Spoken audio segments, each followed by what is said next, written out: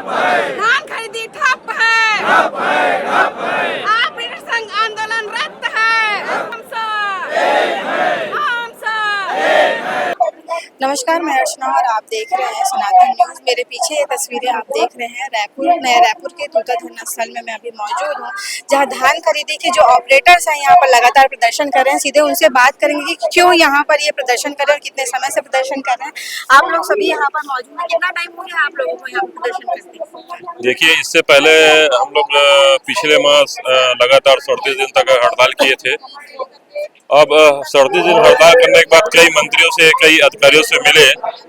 उसके बाद फिर बीच में माननीय स्वास्थ्य मंत्री श्याम बिहारी जायसवाल जी के अगुवाई में हम लोग को खाद्य मंत्री, जो कि हमारे खाद्य विभाग के मंत्री हैं दयादास बघेल जी, उनके द्वारा दोनों के द्वारा मीडिया के समक्ष हम लोग को आश्वासन दिया गया कि आप लोग को जो 3 सूत्री मांग है उसको पूरा कर दिया जाएगा। हम लोग मुख्यमंत्री से मिलकर चर्चा करते हैं।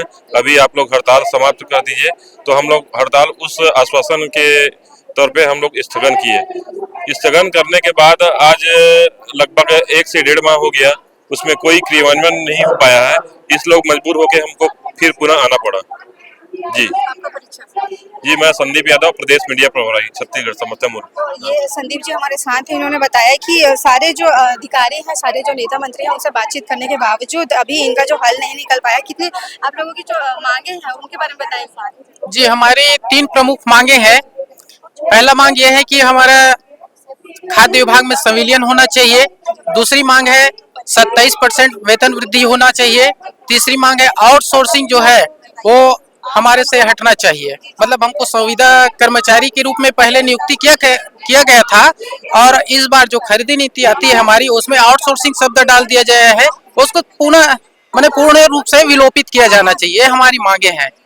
तो अभी आप सभी यहाँ हैं, तो क्या आपके कार्य पर प्रभाव पड़ रहा है? जी, पूर्ण रूप से प्रभावित हो रहा है, क्योंकि हम ही ऑनलाइन टोकन काटते हैं, किसानों से धान की प्राप्ति करते हैं, और उनके जो धान खरीदी की राशि उसके वेतन का भुगतान भी बनाते हैं।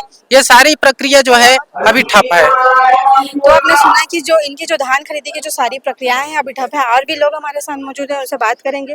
आप कौन कौन जो लोग हैं, कौन कौन से पद में पदस्थ हैं, वे सारे लोग यहाँ पर मौजूद है। वहाँ कैसे कार्य किया जा रहा है अभी जी आप लोगों के क्षेत्र में?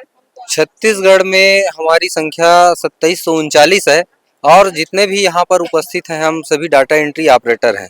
धान खरीदी के कंप्यूटरीकरण वर्ष 2007 से हमारी नियुक्ति हुई है, और 17 सालों से हम शासन को अपनी सेवाएं देते आ रहे हैं। तो निश्चित रूप से विभागीय रूप से हमारा संविलियन होना चाहिए।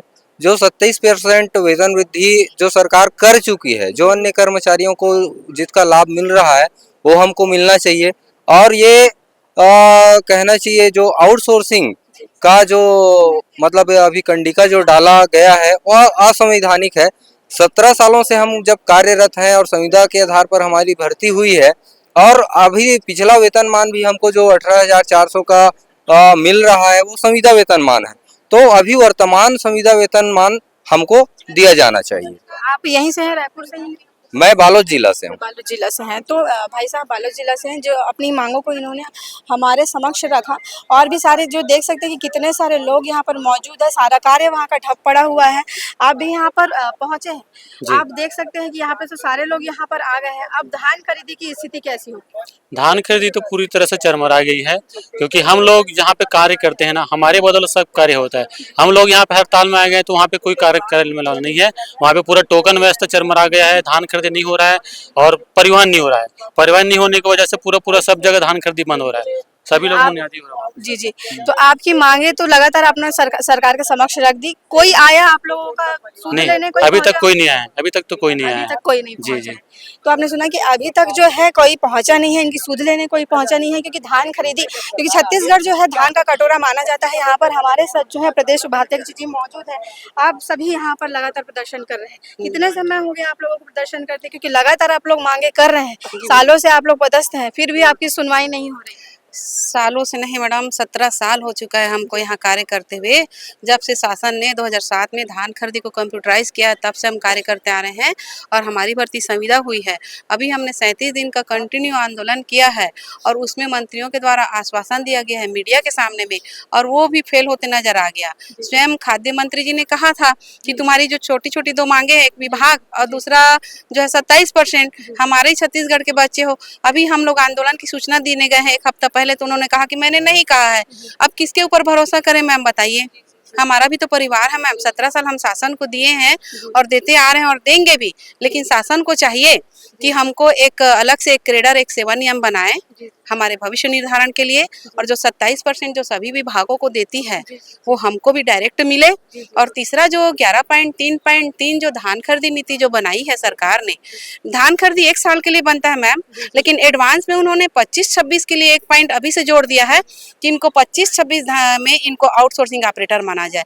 तो ये तो सरासर अन्याय है मैम, ऐसा कभी भी नहीं होता है। आप धान खरीदी नीति बनाए हो तो 1 वर्ष के लिए बनाए हो, अगले साल के लिए आप कैसे तय कर सकते हो किसी को? तो इस बात का हम खंडन करते हैं। ज्ञानी गुणीजन बैठे हुए हैं और उसके बावजूद भी हमारे साथ अन्याय कर रहे हैं। हम अपने साथ अन्याय होते नहीं देख सकते मैडम। हम लोग भी पढ़े लिखे तकनीकी जानकारी रखने वाले हैं, हमको भी पता है नीति नियम, इसलिए हम पुनः 37 दिन के आंदोलन को उन्हीं के आश्वासन से वापस चले गए थे, लेकिन हमारे साथ अन्याय होते दिखा है, हमको मजबूरी में आना पड़ा है। हमको शौक नहीं मैडम, हम खुद किसान के घर से हैं, हमारे माता पिता का भी टोकन कटा हुआ है। हम जाएंगे, खरीदी करेंगे, लेकिन उससे पहले सरकार जो है हमको लिखित में हमारे बारे में कुछ भी दे कि भाई 4 महीना लगेगा, 6 महीना लगेगा, एक आदर्श सेवा नियम बनाने में हमको समय दीजिए। उसके बाद 27% तो मिलना ही मिलना है मैडम, मांगने से मिलता है, उसको वो दे दे।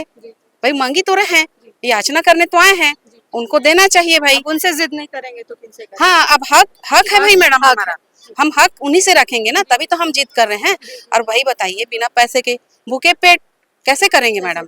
तो चाहिए कि वो हमको 27% का सौगात दे और 11.3.3 जो हमको आउटसोर्सिंग का जो नया जो नियम लाया है उसको संपूर्ण रूप से सब दिन के लिए समाप्त करे, विलोपित करे। अभी अभी आप लोगों की मांगे जो पूरी नहीं होगी तो आगे क्या कुछ रणनीतियां रहेंगी आप लोगों की? है ना मैडम, अभी तो हम यहाँ कमर कस के बैठ गए हैं, हम यहाँ से उठने ही वाले नहीं हैं। हमको आमरण अनशन करना पड़े, पुनः जो हमने जो किया है ना, जल समाधि किया है, यज्ञ किया है, रैली किया है, वो सभी नीति को पुनः हम रिपीट करेंगे। शासन नहीं सुनेगी तो क्या करेंगे? हम अपने आप को प्रताड़ित करेंगे, परेशान करेंगे। वही तो हमको लाए हैं, हमारी तकलीफ को तो ऐसे देख के वो रह सकते नहीं। जब हम परेशान रहेंगे तो उनको आना ही पड़ेगा। शासन चाहती है कि हम जबरदस्ती अपने आप में हम परेशान हो, तो यही सही, वो परेशान करना चाह रही है। बिल्कुल। ये मैं कुमारी मीनाक्षी यादव, प्रदेश उपाध्यक्ष। तो आपने सुना है कि ये जो प्रदेश उपाध्यक्ष थी वे हमारे साथ मौजूद थी, उन्होंने बताया कि क्या कुछ इनकी मांगे थी। पहले भी आश्वासन दिया जा चुका है, लेकिन आश्वासन जो दिया गया था अभी सिरे से खारिज कर दिया गया है कि हमारे द्वारा कोई भी आश्वासन नहीं दिया गया है। यहाँ पर भारी संख्या में, सैकड़ों की संख्या में जो है सारे कंप्यूटर ऑपरेटर्स यहाँ पर, डेटा एंट्री ऑपरेटर्स यहाँ पर मौजूद है और जो धान खरीदी का काम है पूर्ण रूप से ठप होते नजर आ रहा है। अब आगे सरकार क्या कुछ रणनीतियाँ अपनाती है और सरकार क्या कुछ इनकी मांगों को पूरे करने के लिए रणनीतियाँ बनाती है, इसके अपडेट के लिए और ऐसे खबरों के लिए बने रहिए सनातन न्यूज के साथ। मैं अर्चना, धन्यवाद। धान खरीदी ठप है, धान खरीदी ठप है, धान खरीदी ठप है।